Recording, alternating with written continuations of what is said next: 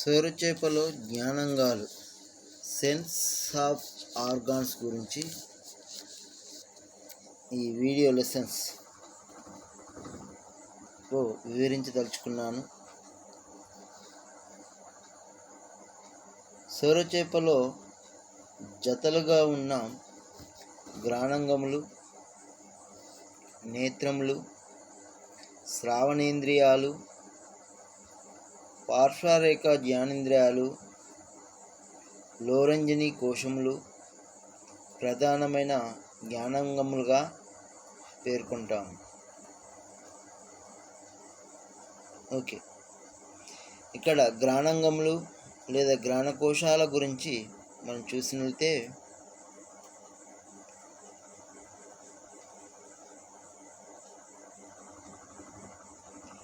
పుర్రెలోని ఘ్రాణ గుళికలలో ఇమిడి ఉన్న ఒక జత పెద్ద కోశం లాంటి నిర్మాణంలే ఘ్రాణకోశాలుగా పేర్కొంటాము.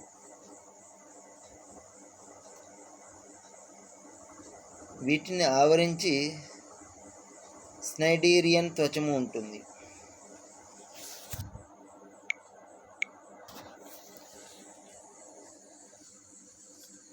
ఇవి తల యొక్క ఉదరతలంలో,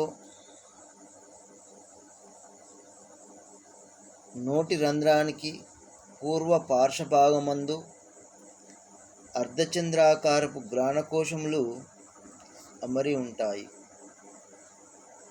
వీటిని ఆవరించి మృదులాస్థి నిర్మితమైన ఘ్రాణ గుళికలు ఉంటాయి.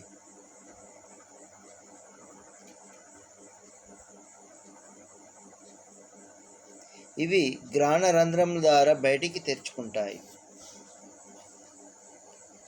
సొరచేపలో అంతర్నాసిక రంధ్రములు ఉండవు, కావున ఇవి ఆశకూరంలోనికి తెరుచుకొనవు.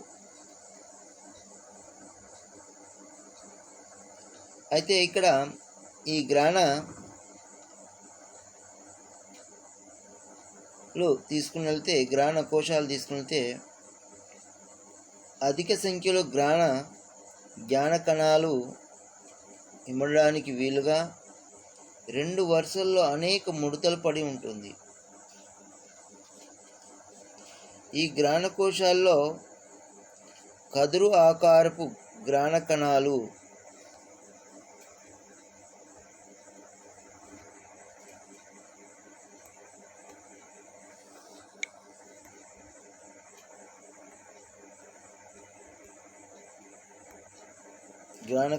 ఉంటాయి. పొడవైన ఆధార కణాలు,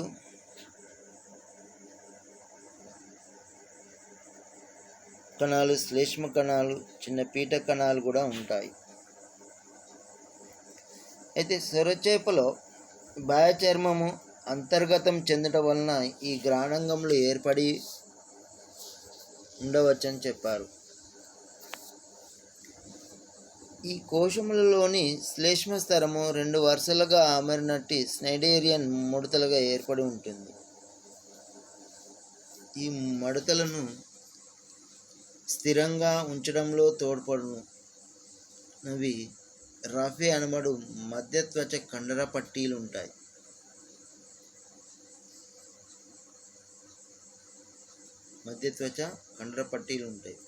రఫే అనబడు ఘ్రాణ కోశములను ఆవరించి ఘ్రాణ ఉపకలయందు గ్రాహక కణాలు, ఆధార కణాలు అనబడు 2 రకాల కణములు ఉంటాయి. గ్రాహక కణముల నుంచి ఏర్పడే నాడి శాఖలన్నీ కలిసి ఘ్రాణనాడిగా ఏర్పడి మెదడుతో అనుసంధించబడి ఉంటుంది. బాహ్యంగా నాసిక రంధ్రము పార్శ్వ అంతర్వాహిక, మధ్యగత, బహిర్వాహిక స్టైఫెన్లుగా విభాజితమై ఉంటుంది. నాసిక రంధ్రపు అయతాక్షమునకు సమాంతరంగా మధ్యగత రాపే పలకము ఉంటుంది.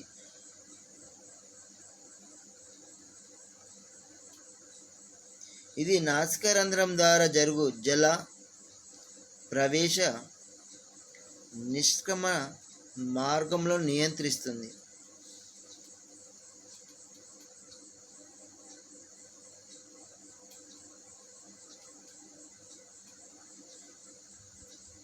ఇది అంతర్వాహిక ద్వారా ప్రవేశించు నీటిని గ్రాణకొటక కుడ్యంతో తాడనపరిచిన పిదప మధ్యగత రాపే మీదుగా బహిర్వాహిక ద్వారా బహిర్గతమవుతుంది. మరి ఇక్కడ జలం ప్రవాహము డైరెక్ట్ లైన్లో రుజురేఖలో ఉండదు. సముద్ర జలాల్లో కరిగే వాసన, వెదజల్లే రసాయన తాలూకు వాసనను గ్రాణకోశాలు గుర్తిస్తాయి. ఇలా గ్రాణాంగములు సెన్సార్ గనుక సొరచేపల్లో ముఖ్యమైనవిగా పేర్కొంటాము. నెక్స్ట్ ఇంకొక ముఖ్యమైన జ్ఞానాంగాలు న్యూరోమాస్టాంగాలని, వీటిని పార్శ్వరేఖ జ్ఞానాంగాలుగా పేర్కొంటాము.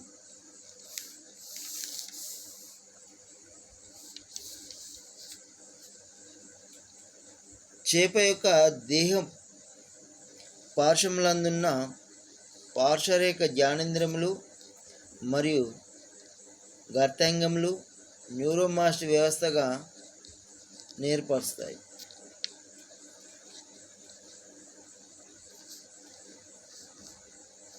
ఓకే, ఇవి మొండం యొక్క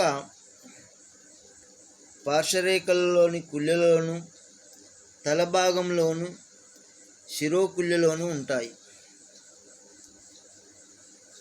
ఇవి మత్స్యాల చేపల యొక్క ప్రత్యేక లక్షణంగా పేర్కొంటాము. ఈ కుళ్ళలలోని గ్రాహక జ్ఞాన కణాల సమూహాలను న్యూరోమాస్ట్ అంగాలు అంటాము. ఇవి ఆస్యనాడి, 7వ కపాలనాడి, అధోహను నాడి బాహ్యశాఖతోనూ, వాగసనాడి 10వ కపాలనాడి పార్శ్వనాడితోనూ సంబంధం కలిగి ఉంటాయి. ఈ కుళ్ళలు సూక్ష్మ రంధ్రాల ద్వారా బయటికి తెరుచుకుంటాయి. తలకు పరభాగంలో 2 పార్శ్వ కుళ్ళలు పైకి వ్యాపించి ఒక సూప్రాటెంపోరల్ సంధాయక కుళ్ళ చేత కలపబడి ఉంటాయి.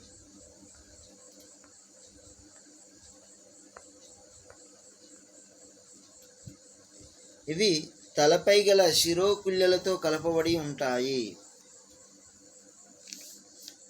తలకు ఒక్కొక్క వైపున 4 శిరోకుళ్ళలు ఉంటాయి.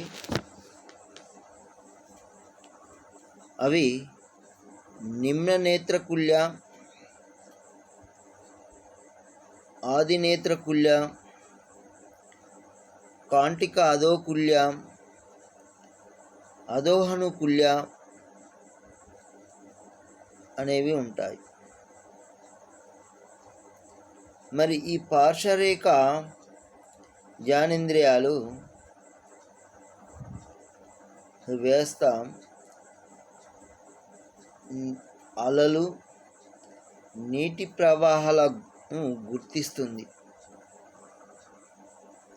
అందువల్ల వీటిని ప్రవాహక గ్రాహకాలు లేదా రియో రిసెప్టర్స్ అంటారు. రియో రిసెప్టర్స్ అంటాము.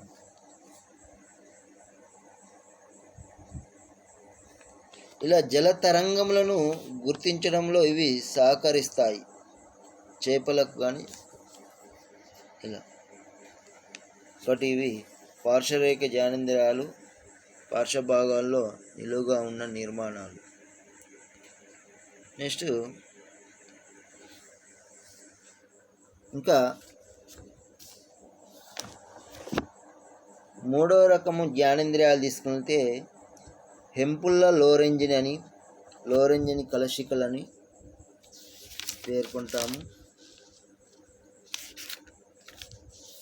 ఇవి తల స్కోలియోడాన్ సొరచేప యొక్క శిరోభాగంలో పృష్ఠ ఉదర తలలోని అనేక సూక్ష్మ రంధ్రాలు ఉంటాయి. ఈ ఒక్కొక్క రంధ్రము ఒక అంపుల్లరీ కుళ్ళలోకి తెరుచుకుంటుంది కాబట్టి దీన్ని హెంపుల్ల లోరెంజిని అని పేర్కొంటాము, లేదా దీన్ని హెంపుల్ల లోరెంజిని కలశికలు అని కూడా పిలుస్తాము. ఒక్కొక్క అంపుల్ల లోరెంజిలోని ఒక ఎంపుల్లరీ కోశం ఉంటుంది. ఇది అంపుల్లరీ కుళ్ళకు అడుగు భాగంలో ఉంటుంది. దీనిలో 8 నుండి 9 గదులు వలయ విన్యాసంలో పటలికలతో వేరుపరచబడిన గదులు ఉంటాయి.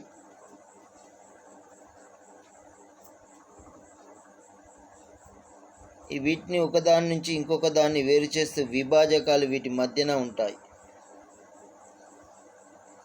ఈ గదులన్నీ మధ్యమం సెంట్రమ్ అనే ఒక మధ్య అక్షానికి చుట్టి అమరి ఉంటాయి. ప్రతి కుహరంలో అనేక జ్ఞాన సూక్ష్మంకురాలు ఉంటాయి. ఒక ఎంపుల్లలోని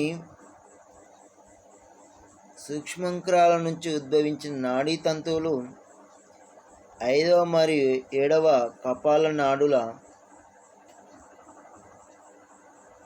నేత్రీయ ఉపరితల శాఖలతో కలుస్తాయి.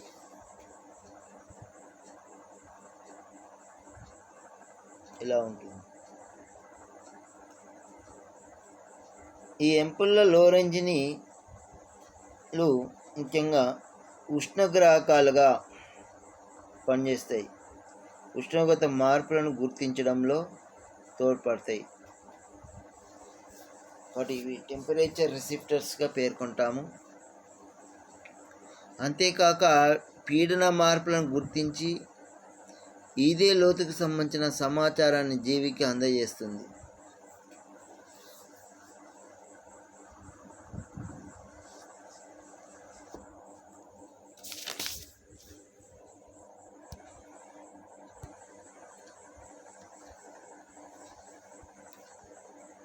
అంటే పరిసరాల్లో సంభవించే జలంలో సంభవించే ఉష్ణోగ్రత మార్పులను తెలుసుకొనడంలో సహకరిస్తూ ఉంటాయి. ఇలా స్కోలియోడాన్ అంపుల్ల లోరెంజిని ఒక నిర్మాణం మనం చూస్తాం. నెక్స్ట్ గర్తంగాలు, ఫిట్ ఆర్గాన్స్ అంటాం. ఇవి కూడా సెన్స్ ఆర్గాన్గా పనిచేస్తాయి. ఇవి నీటి అలలను గుర్తించే జ్ఞానంగాలు. ఇవి అంటే న్యూరోమస్ట్ కణాలలాగానే ఉంటాయి. ఇవి దేహంపై క్రమరహితంగా విస్తరించి ఉన్న బాహ్య చర్మ గర్తాల్లో ఉండే జ్ఞాన కణాల సమూహాలుగా పేర్కొంటాము. తల యొక్క పృష్ఠ పార్శ్వతలాల్లో అమరి ఉన్న స్వతంత్ర గ్రాహక అవయవాలను గర్తాంగములు అంటారు. దేహంపై గల బహిత్వచము అంతర్గతము చెంది గర్తాలుగా ఏర్పడతాయని చెప్పారు.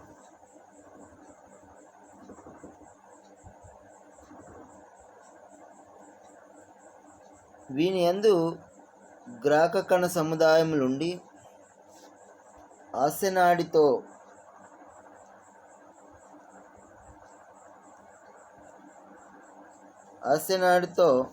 లేదా ఆస్యనాడి శాఖలతో కలపబడి ఉంటాయి. ఇవి పీడన గ్రాహకాలుగాను, ఆహారమును గుర్తించడంలోనూ, నీటి అలలను గుర్తించడంలో ఈ జ్ఞానంగాలు పనిచేస్తాయి.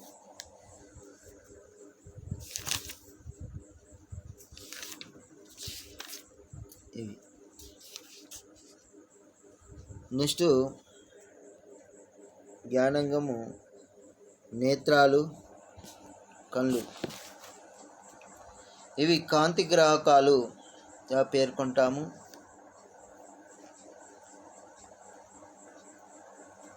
ఇవి తలకు ఇరువైపులా ఒక జత సుస్పష్టమైన నేత్రములు.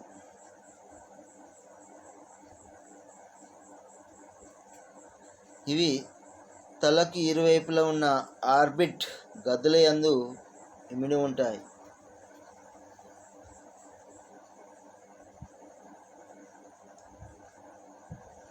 ఇక్కడ వీటిని కాపాడుతూ నేత్ర గుళికలు ఉంటాయి.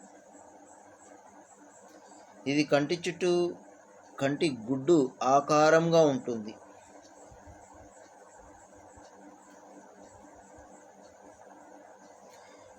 ఈ నేత్రములను ఆధారాన్నిస్తూ అవసమ మరియు రుజు కండరములు కూడా ఉంటాయి.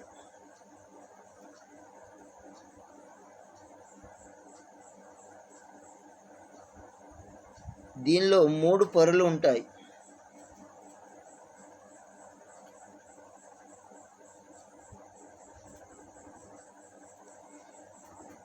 కంటిగుడ్డుతో ఈ 3 పొరలు తీసుకుంటే వెలుపల స్క్లెరాటిక్ పొర, మధ్యలో కొరాయిడ్ పొర, లోపల రెటీనా పొర అనేది ఉంటాయి. 3 పొరలు ఉంటాయి.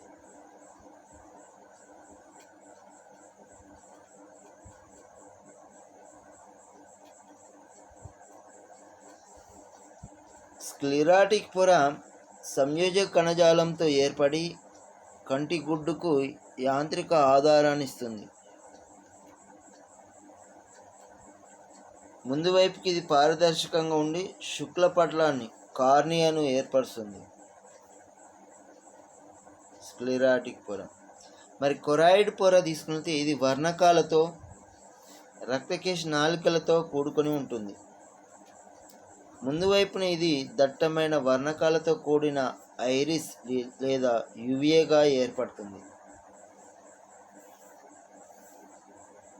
దీనికి మధ్యలో కంటిపాప పాపిల్లే అనే రంధ్రం ఉంటుంది.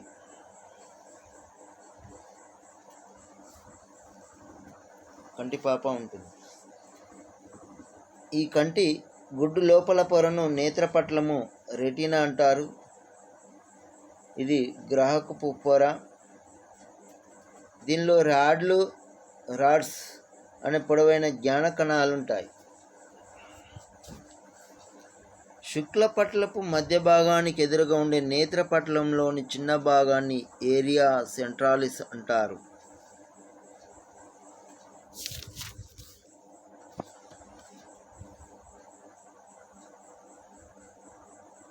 సెంట్రాలిస్గా అని పేర్కొంటాము.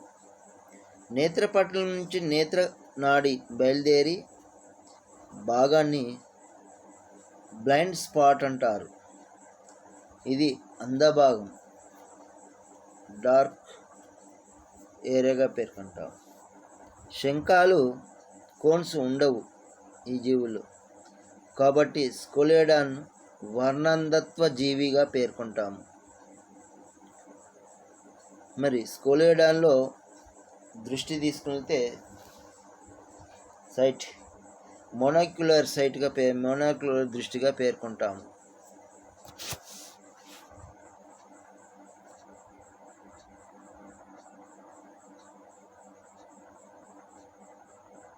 ఈ విధంగా ఏర్పడి ఉంటుంది.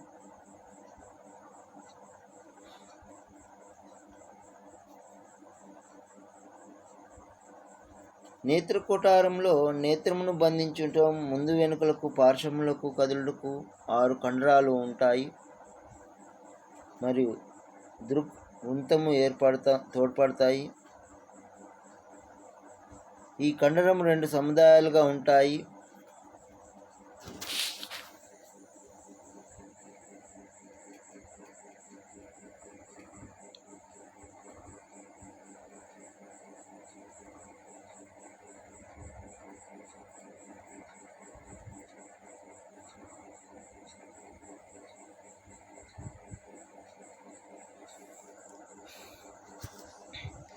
ఈ నేత్రంలో సముదాయంలో 4 రుజుకండ్రాలు నేత్రకోటారం యొక్క పరంత కోణంను చే ఏర్పడతాయి. వీనిలో అగ్ర నిమ్న రుజుకండ్రాలు నేత్రగోళపు పృష్ఠ ఉదర తలములతోనూ, పూర్వపర రుజుకండ్రాలు నేత్రగోళపు పూర్వపర తలములతోనూ అతుక్కొని ఉంటాయి.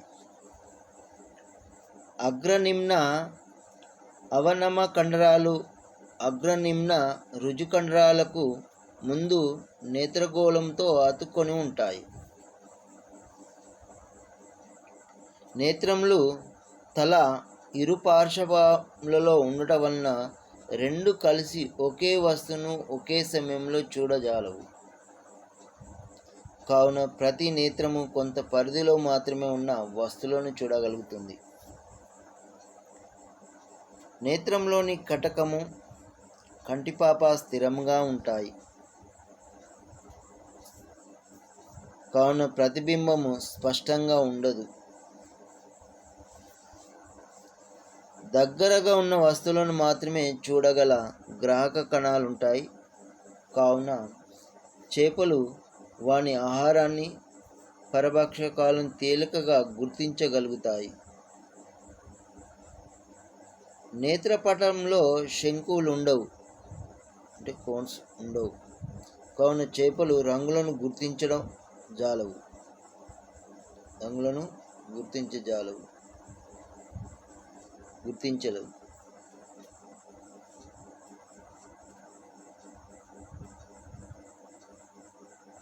నెక్స్ట్ జ్ఞానాంగాలైన చెవులు తీసుకుంటే ఇయర్స్. స్కోలియోడాన్లో వెలుపలి చెవి, మధ్య చెవి ఉండవు.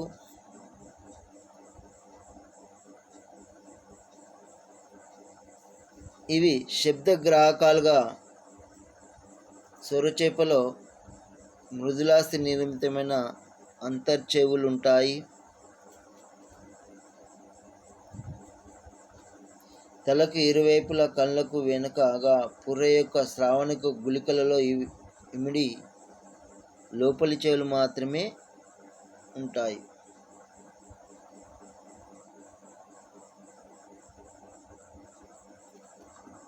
ఇవి సమతాస్థితి నెలకొల్పడంలోనూ శబ్దగ్రహణములను సహకరిస్తాయి. ఈ శ్రావణ గుళికకు లోపలి చెవికి మధ్య పరలసిక అనే ద్రవం నిండి ఉంటుంది.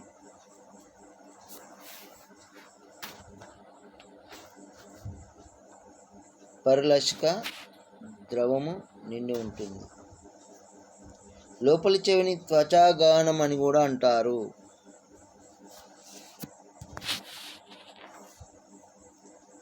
ఒక్కొక్క లోపలి చెవికి నొక్కబడిన సంచి లాంటి నిర్మాణం ఉంటుంది.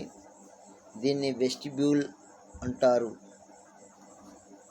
దీని పై భాగాన్ని యూట్రిక్యులస్ అని, కింది భాగాన్ని షాక్యులస్ అని అంటారు.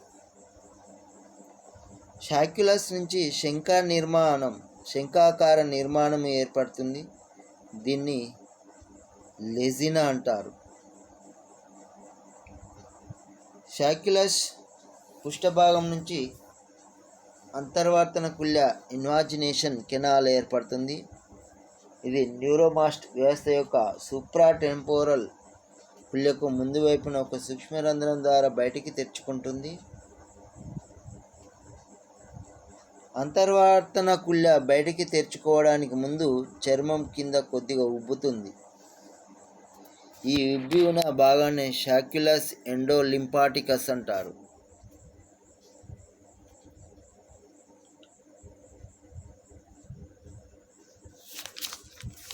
ఈ విధంగా ఉంటుంది. ఈ షాక్యులస్ ఎండోలింపాటికస్ అనే ఉబ్బు ఉండే భాగం ఉంటుంది. అలాగే యూట్రిక్యులస్ నుంచి 3 అర్ధవృత్తాకార నాళాలు, వెలుపలి, పూర్వ, పర అర్ధవృత్త నాళాలు ఏర్పడి ఉంటాయి. ఇవి 3 అర్ధచంద్రాకార కుళ్ళలో 2 ఐత కుళ్ళలు, వెలుపై వైపుకు 1 అడ్డు కుళ్ళ లలో వైపుకు అమరి ఉంటాయి.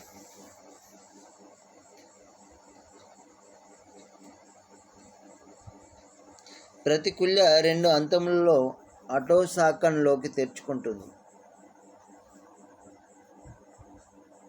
ఈ 3 కుల్యలలో ఒకదానికొకటి లంబకోణంలో అమరినట్లుగా కనిపిస్తాయి.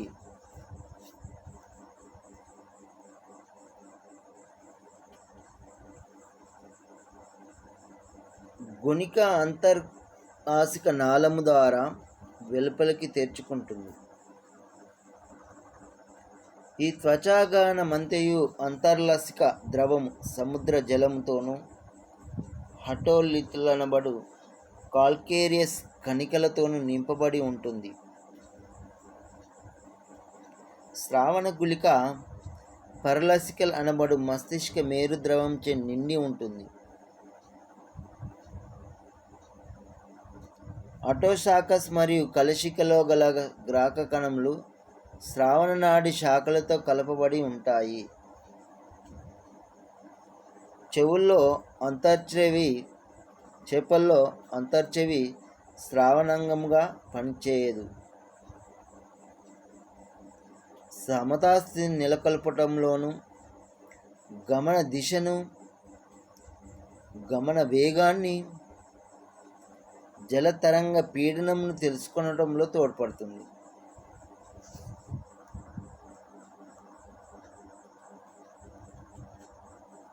ఈ విధంగా సొరచేపల్లో జ్ఞానాంగాలు బాగా అభివృద్ధి చెంది అవి ఒక్కొక్కటి ఒక విధులను నిర్వర్తించడంలో పాల్గొంటాయి. ఓకే, ఈ విధంగా చేపలైన సొరచేప స్కోలియోడాన్లో వివిధ రకాల జ్ఞానాంగాల గురించి ఈ టాపిక్లో వివరించడం జరిగింది.